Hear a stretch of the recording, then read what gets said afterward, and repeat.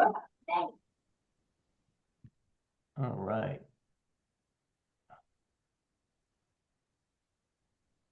All right. First of all, good morning to everyone and happy July 1st. I can't hear you. Hold on one second. Can you talk again, Rob? Yeah, can you hear me? Oh, yep, we're good. Good morning. And what I said is happy July 1st. What a great day. Oh, thank you. You too. Yep. All right. So, uh, do we have people around the conference room today, Brian? Yeah. Okay. I just want to make sure I see Gabby, everyone. Matt, Jeffrey, Kelly, Oh. Anna, my mom, Lindsay. Hi, you're Hey, stunning. wait. Let me see her mom. She ran away. She ran away. Yep. All right. All right, guys. So let's talk about a couple things here first. I hope everyone had a great month. I spoke with Brian yesterday. So today I want to talk to you about uh, this word that's been in the industry for a long time. And I remember talking about it probably 30 years ago, and we're still talking about it. And I say this again from a very loving place, and it's basically it, it's the word busy, okay? Because sometimes we can be extremely busy, but we may not be productive in the real estate field. Okay. So I remember when I wore your shoes a long time ago, in the beginning of my career, I felt that I was very, very busy. But there was a lot of time that I was just wasting and I wasn't that productive. See, busy means that you're constantly active, busyness. Okay, busy, not productive in the real estate business. That means you're constantly active, but not creating the results that actually will help you grow your business. So let's talk about that today. So I want to talk about this word busyness, and then I like to talk about maybe give you a comparison between being busy work and productive work, and then talk about what I see what productive agents are doing so they can really help you. Is that fair? All right. And if you have any questions, just stop me. So my question to you is, have you ever felt in your business that you're extremely busy, but you're not productive? Yes. Yeah. Okay, this has been a great conversation. And this is called normal. Okay, but the thing is we have to be aware of it.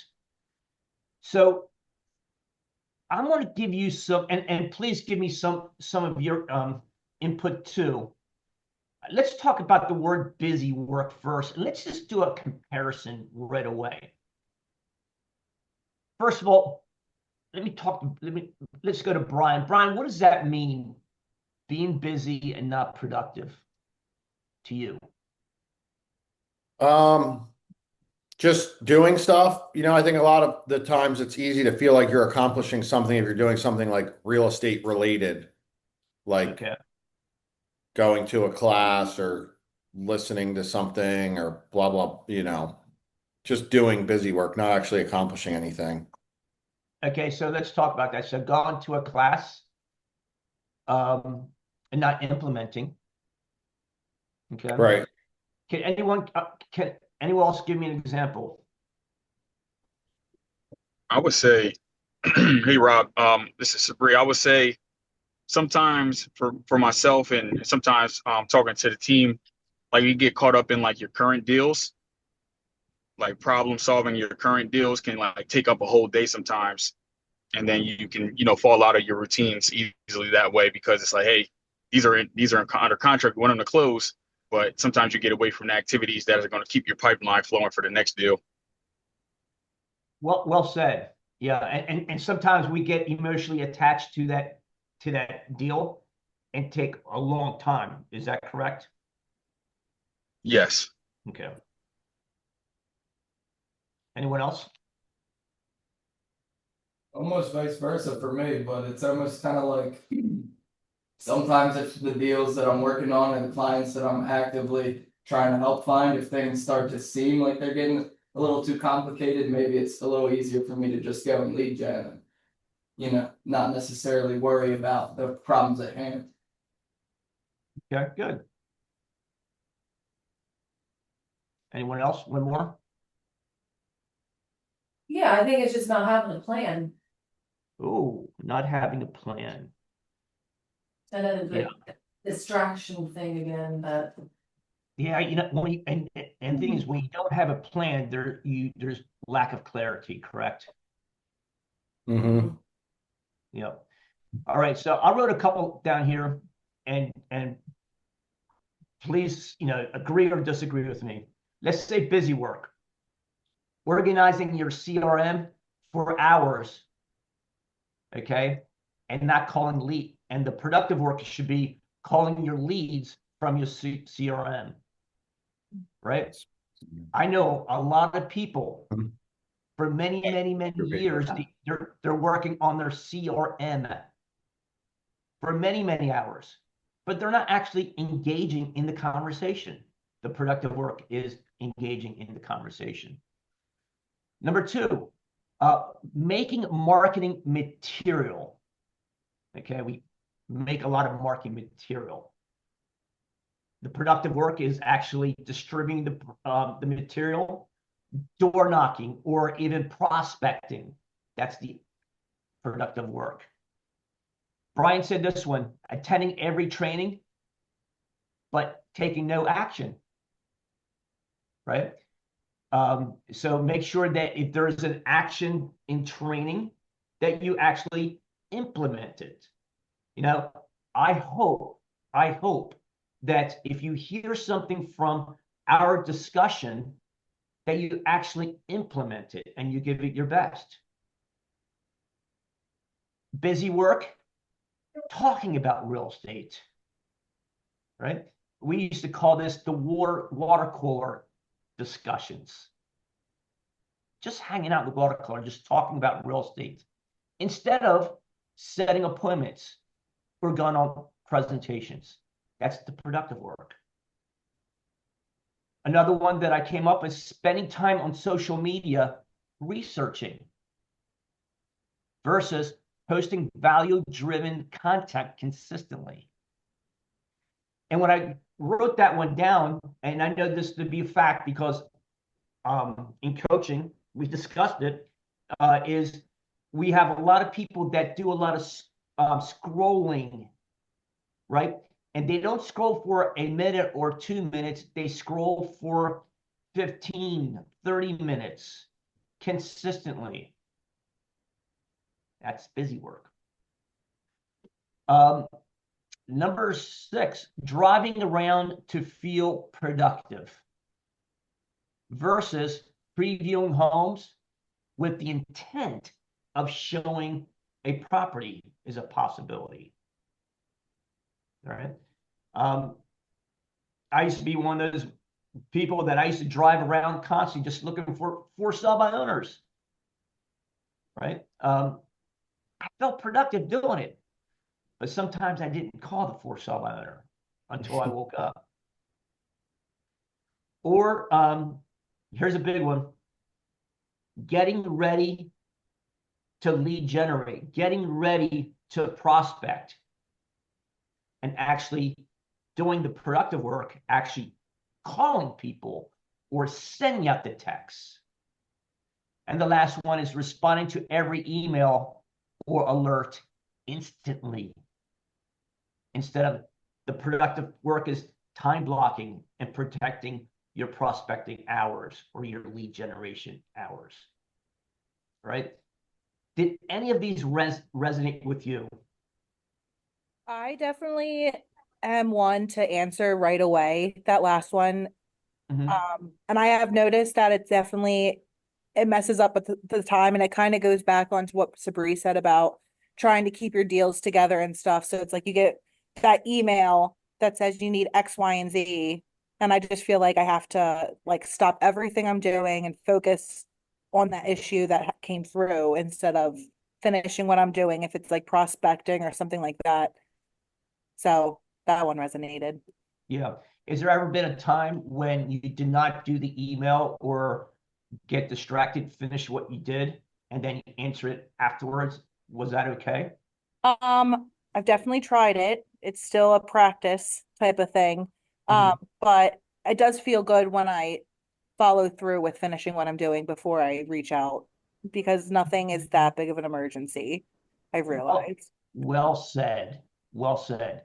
Yeah, and I think that can be like a skill that we could all work on, right? Right. Yep. Anyone else?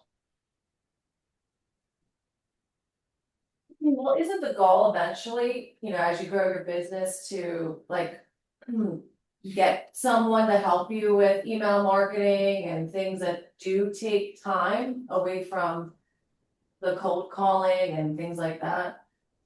Great question. Yeah, it's basically the rule of thumb. The rule of thumb is when you have about 35 transactions where you can hire someone to do that you can delegate the work to, right? And it's usually about 35 transactions. And I've seen people that I actually coach that can do 50, 60 deals without any kind of assistant and still do it. Everyone has a different level. But you're right. It's basically you can train someone to do that work for you. I mean, I do have someone, I don't have 35 transactions, but Mhm. maybe Well, that's something I have to. again, everyone's different. But that's the rule of thumb. Yeah. Mhm.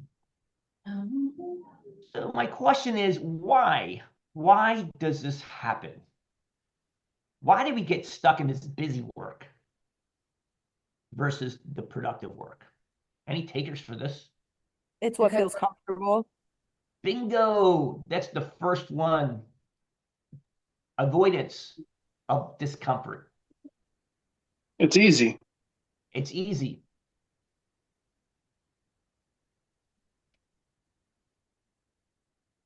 I love that answer. well, it's laziness too. Laziness and Laziness. comfortability, Yep. and there's no focus. No focus. Yeah, so avoidance is definitely one. Discomfort is definitely one. Um, Mistaking emotion with progress is another one. Lack of prioritization play a role. Bingo. Yep. I think sometimes you're like you didn't fail if you didn't try, kind of like you didn't. I don't know if that makes any sense. Like it's almost, Fear.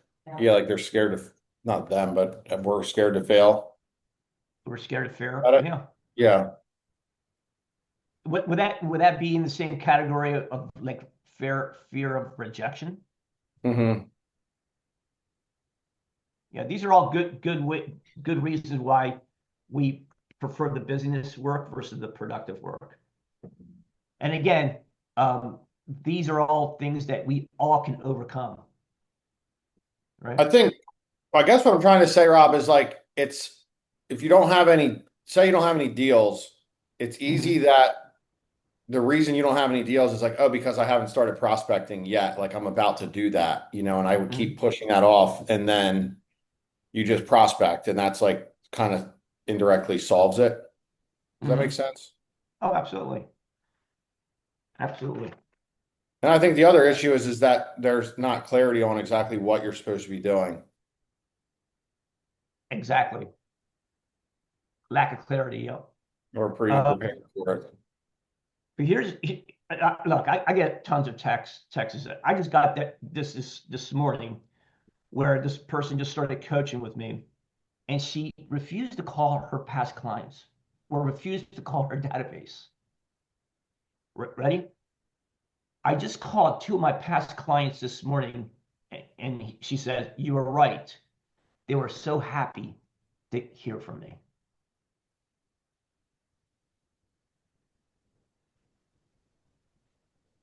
It's just doing the things that feel uncomfortable first, and then you can feel comfortable after it's done.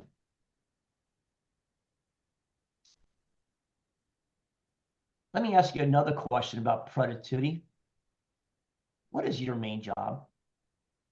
What is the role of a productive agent? Take care of our clients.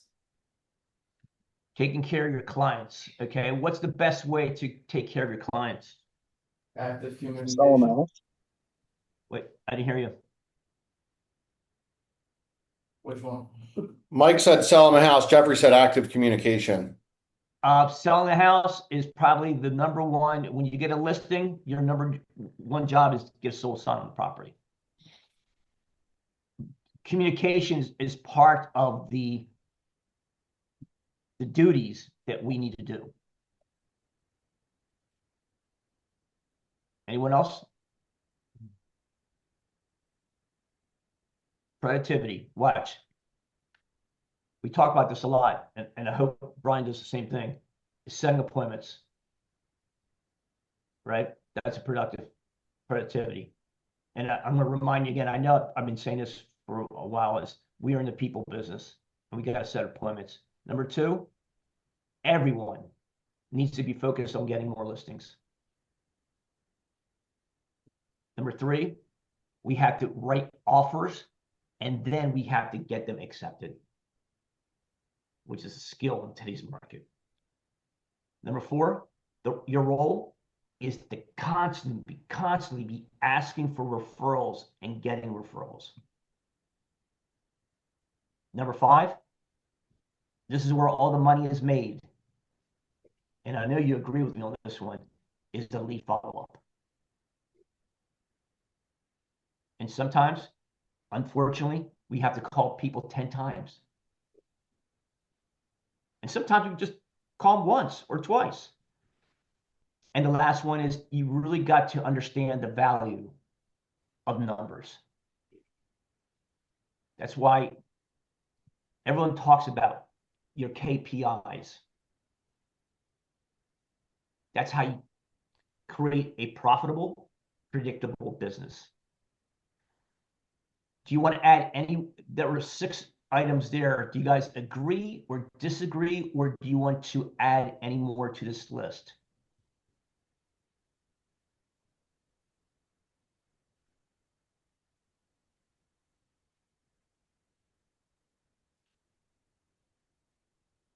We're good? All right. So I just want to continue this conversation on a productive realtor. And I just want you to write all these down. And then when you finish this call, ask yourself, am I actually doing this? This is not the busyness of the real estate. This is the productive. I want to focus on the productive. Number one is lead generation. If you're not lead generating, you don't have any leads. Right? Number two, critical, lead conversion. Right? Setting the appointments, qualifying the buyers and sellers, and guiding them to a commitment with you. It's a skill that everyone can learn. Three, I don't know who just said this, it's the client relationship management. It's building that relationship with your active leads, your active listings, your active pendings. Number four, the role, and this is what we have to be really good at, is negotiating the best deal for your buyer, best deal for your seller. What you're doing is you're solving problems. 5, everyone in this call should be a market expert. And when I wrote this, I thought about this because I realized that your market, when I used to sell real estate, my territory was so small. I mean, I just did Hockessin, Greenville, Pike Creek, Newark, and I actually stopped at Odessa because I thought it was way too far. But I realized in today's market, you guys are everywhere. I have clients who are in Philadelphia now, so it's scattered everywhere. So you have to be an expert in the market, right? Number 6, this is my favorite one. A productive realtor, you really have to manage your time. It's time management.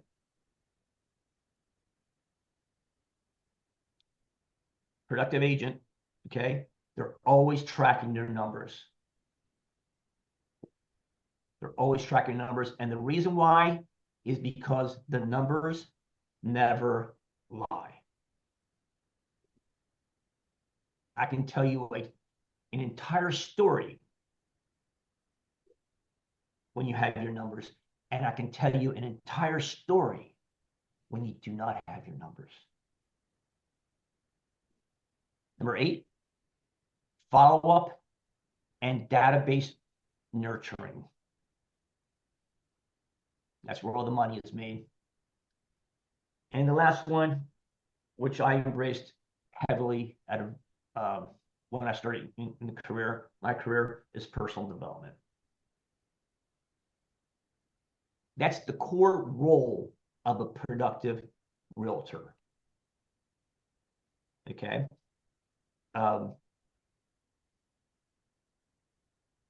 Brian, do you want to add anything to that list?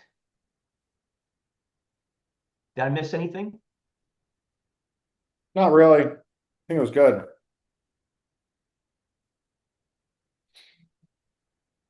Yeah, so what I'll do is I'll take this list and ask yourself, how can I improve it? How can I improve it in each of these categories?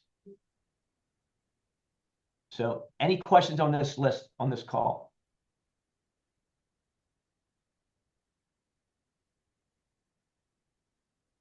Mm-hmm. So the question is, if I was in your shoes, I will say, am I busy just to be busy, or am I productive? Ask yourself that question every single day. And I'll take small steps. I would just take that 1 hour, maybe 2 hours to be productive every single day and do it consistently. All right. All right. The second part of this call where I really want to address is because it's July 1st is I'm going to give you some questions that you can ponder on this week. This week is a great week to really reflect. A great week to see what you did well, and a great week to make some changes, to reset for the next half of the year, right? And the questions I'm going to be asking everyone that I'm coaching, I'm going to give you 3 or 4 questions. And I'd love to get some reply on this too, so we can be accountable to each other. This question is, what is the one outcome that would make the rest of this year a win? Think about that question right now. The one outcome we want for the rest of the year, like a goal? Yep. Just the one outcome that will make the rest of this year a win. If there's just one. How can I be more productive? Okay. How can I be more productive? What will be the outcome? The outcome is you are more productive, and now you've increased your business, which is everybody's goal at the end of the day. Okay. Awesome. So what is when you're productive, and increasing your business, what will the outcome be? The outcome is, I mean, obviously more money. Okay. Because you're closing more deals. Okay. More money, closing more deals. So what would how many deals would that be? I guess that's limitless. I mean, that's up to you to, I guess set a goal and use that productivity to obtain, if not beat that goal. Okay, good. Whether So that's 4 or 5 houses a month or 10. perfect. So the outcome can be, what I heard there is the outcome can be an income, or it can be a unit count. Correct. Perfect. Anyone else? Removing bad habits. Okay, can be removing bad habits can be a great outcome. So how would you do that? I think I would really just have to sit down and, I don't know, kind of like go over like you're saying, the next half-year plan, see where I think what habits have kind of hindered me the most, and then where I could kind of open up more time. Essentially, it'd be more time management, I guess. But I want to weed out the stuff that's not really serving me so that I can make sure that I'm more productive. Okay. And when you generate these new habits that makes you more productive, what kind of outcome would you be looking for? So more deals than I did in the first half of the year. So I believe, yeah. So really, I would just like to see myself kind of excel past what I already did this beginning of the year. Awesome. Yep. Yeah. So basically, look, I love the answer of the habit. The habits are the disciplines that you do on a daily basis, so you can generate the outcome that you want, which will be what you said, more, I think more sales, correct? Yes, sir. Yep. Good. Anyone else?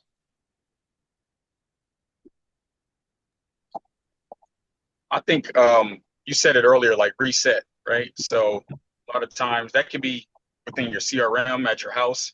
It's one thing for me. Some like every season, I like to like just reorganize my house and like declutter certain things. And it has like a correlation to like your mind and things like that. And I think it can help the business. And that's one thing that I did. I went on vacation recently, and it was a good reset for me. Came home and I felt recharged. So I think that can help too. Sometimes burnout is inevitable in our business. No question about it. Yeah, well said. I just said this to someone the other day about resting. I think that going away should be a mandatory thing that we do, and I think we should rest every single day, and we should have enough sleep. I think we should rest at least one day out of the week, and I think we should go away once a quarter to get away from the business for a minimum of 3 to 4 days. And then you have your vacations. I'm a huge believer in resting because you become more productive. And that's what you're experiencing right now. And it reminds you how big the world is, like outside of this. It helps you have like bigger thinking, I think, when you travel like that. When you travel, you expand your mind big time. Yeah. You want to make more money so you can travel more. Bingo. And that you know what, the more I think about it, that can be an outcome too, right? An outcome can be a trip to Europe or a trip to Hawaii. So, okay, so here's the second question. What are the 1 to 3 key goals or priorities for Q3 and Q4?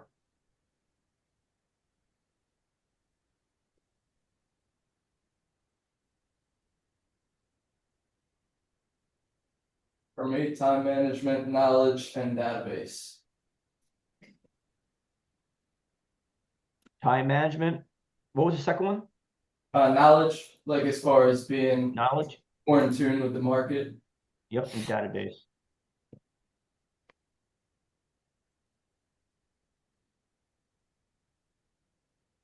So make sure you write those down and you work on them. I'm just curious, how do you get knowledge in this business? Experience. Yeah. What's the best way to get knowledge? Utilize your peers. Overcoming your fears? No, utilize your peers. Oh, utilize your fears. Or the other one. I mean, either way. Yeah, you're right. Yeah. Yeah, I think the best way to get knowledge is by doing things that make you scared and actually doing the work. That's how you get knowledge. Well, yeah, and if you don't know, ask. I mean, especially with like this brokerage, we have so many agents that are seasoned. Brian's a great example of that. He's done a lot in this time that he's been an agent. So just, you know, if you're unsure, just ask, and that will help you gain the knowledge. So next time that issue comes around, if it does, you know what you're doing this time. Yeah. Well said. Just that. Yeah. What are one of three key goals or priorities for Q3, Q4? Yeah. I hope everyone's goal is to really tackle their database, build their database, feed their database, grow their database. I think that should be one of the priorities. What do you think, Brian? Yeah, I guess it's just kind of an open-ended goal, though. It's not really like some. I guess you could make one for a certain amount of people. Well, yeah, I think you're right. I think it's basically so the goal should be if your database is 200, how can you grow it to 250? Right. Yeah. Okay. Well said. Number two is go ahead. I'm sorry. I was just going to say, I think everyone that I know at the brokerage that I've talked with about it could really benefit from just having some system to follow up with the people in their database, especially just automate it if you're not going to make the calls. Right. Do you have that system through Lofty? We do have it through Lofty, yeah. And this month we're doing a training for that, so we can come to that. Yeah. Yeah. So basically, it goes back to the second question for the second half. What structure, routine, or accountability do I need to succeed? What Brian just said is it's a structure, right?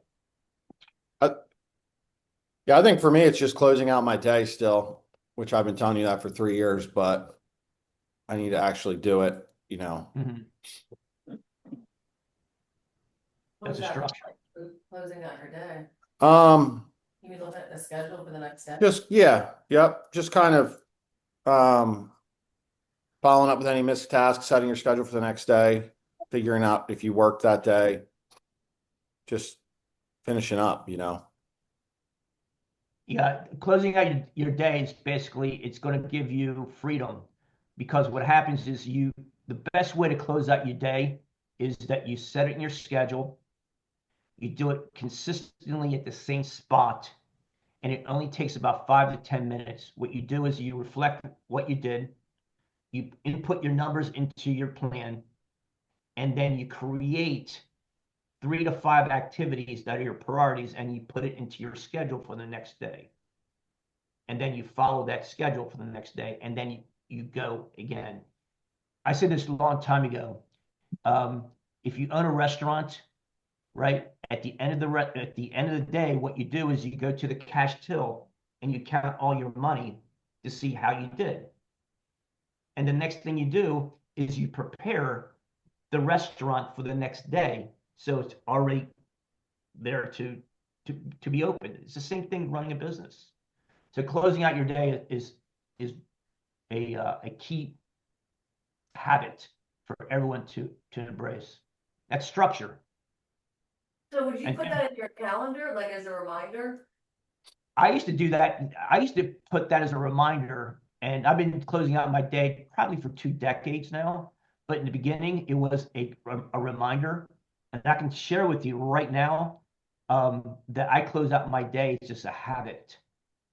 Like what time would you do it? Like, I know it's gonna be different for everybody, like It, 5, it, 7. it is different for everyone. Usually I close out my day around, I'm gonna say between 5 and 6. But more importantly, what I really do, and I do this extremely well, and I do it every Friday at 4 o'clock, is then I close out my week. And then I just enjoy, right? So, but we can talk about this later on, but it's structure, the closing out your day and closing out your week. I think it's a great habit. And let's not forget about the structure and the routine is your mornings. Because I really believe how you start your morning is how you have, it creates a great day. So what structure, what routine or accountability do I need to succeed? I think you should really ponder on that question. 2 more questions is what skill, mindset, or resource must I build to grow? What skill, mindset, or resource must I build to grow? So if I was in your position, what I would do, what skill do you need? Write down 2 or 3 skills that you need and take one skill each month and work on it. This market right now is all about skill. Prospecting is a skill. Lead follow-up is a skill.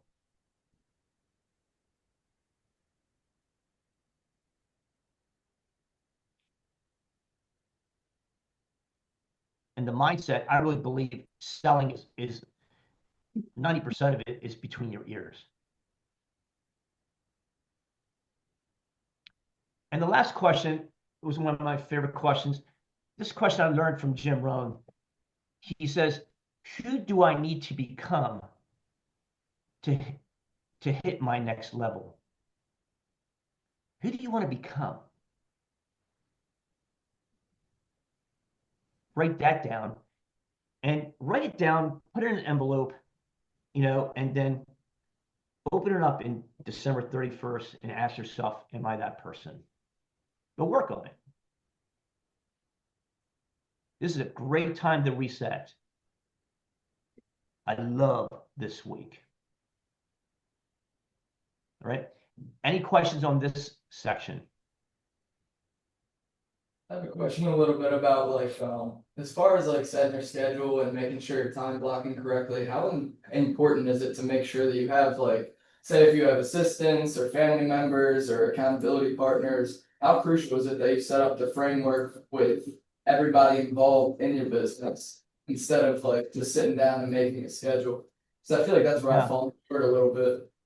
Yeah. So when I started again with this, my schedule was on my refrigerator. Mm-hmm. So my wife knew exactly where I was at all times. My team had my schedule, so they knew exactly where I was and not to bother me if I was on an appointment. So communication on your schedule is extremely important. Okay. And I tell you what's really important too is honoring the schedule, because it gave me a little more accountability of Michelle knowing exactly where I was or my kids. And I want to make sure I honor my schedule for them. It's not about me. It's about growing the company for the family, right? I have a question. How did you become so disciplined? Was that something that you just developed over time? I know it's kind of like could be a long question or long. Yeah, that's a great question. If you ask my mother, who passed away 10 years ago, she will say I was the most undisciplined child ever. The only reason why I got disciplined is because of my compassion, of my vision.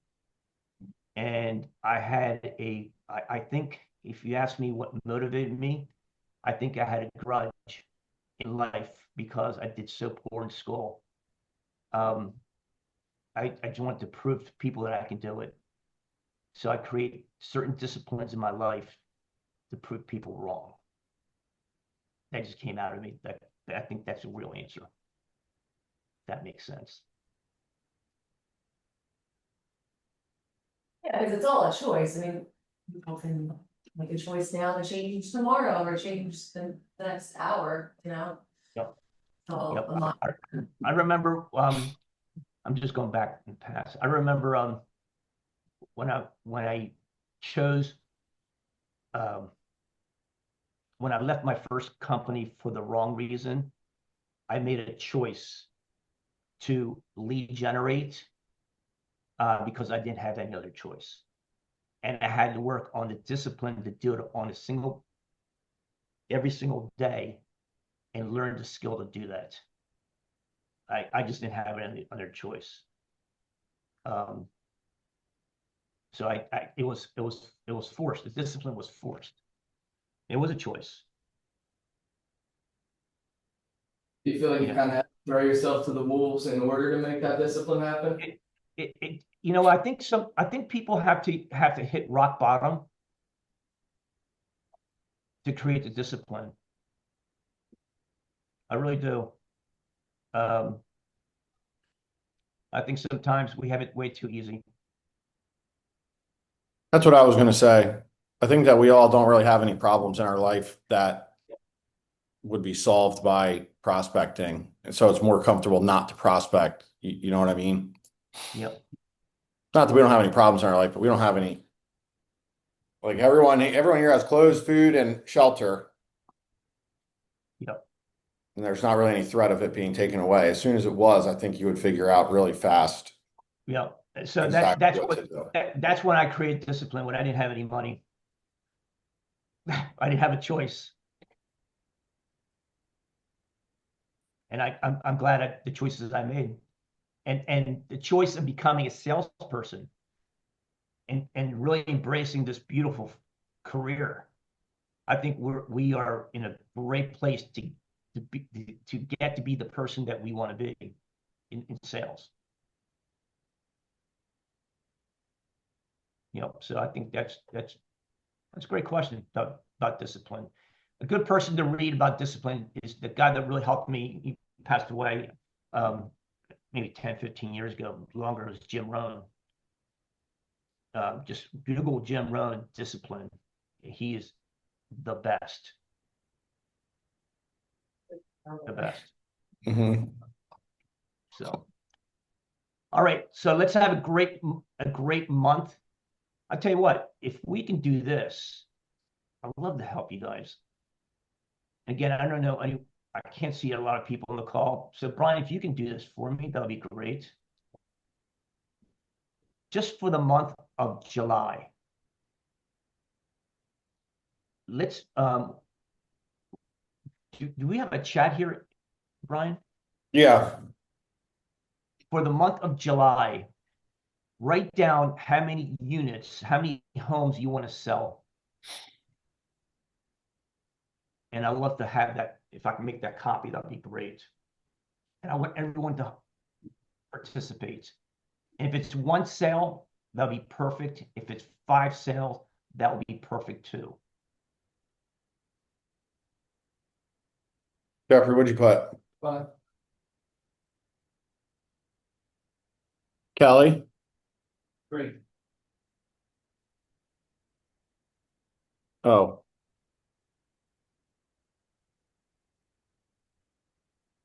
Donna, did you pick? 4.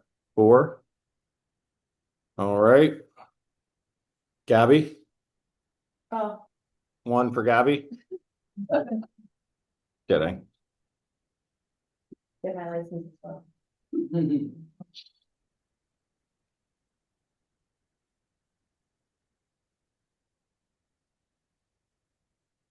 Is that everyone, Brian?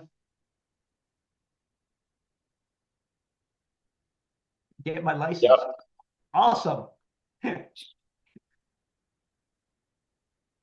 That's everybody. Okay. And let's our next call, if I have permission, just to I didn't recite put one.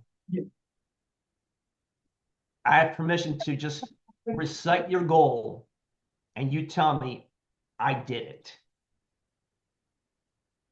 Or say this will got in the way.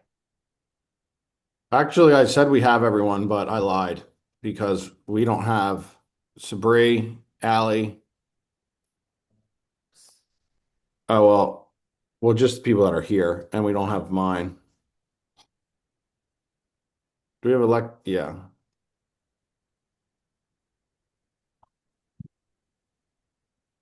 Sabri put 5.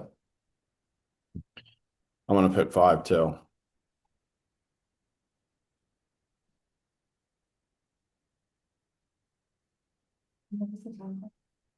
For a month.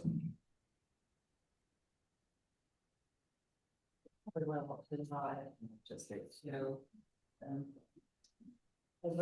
happens when you don't hit your goal, you feel like an L? That's okay. At least it's the goal, right? I didn't hear you. She said, what happens if you don't hit it?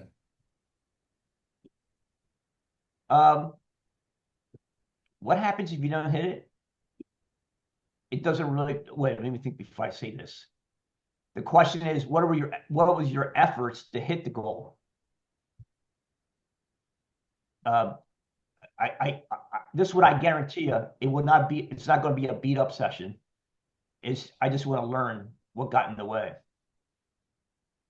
Because if you succeed, we can learn.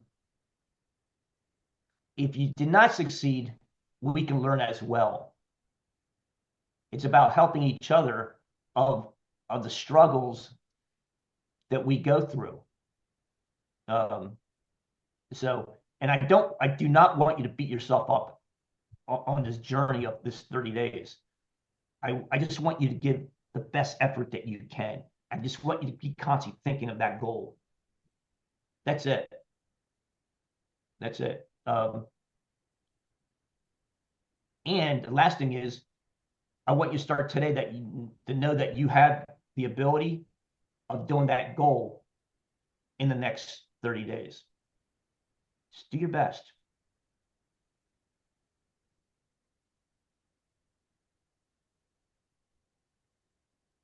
Hard because the stuff we do this month's really going to reflect next month's sales, but it's fine. Yeah, and also too, it's here. I'll close with this. This is what I do know. I've been doing this for a long time. Brian as well, and he knows it too.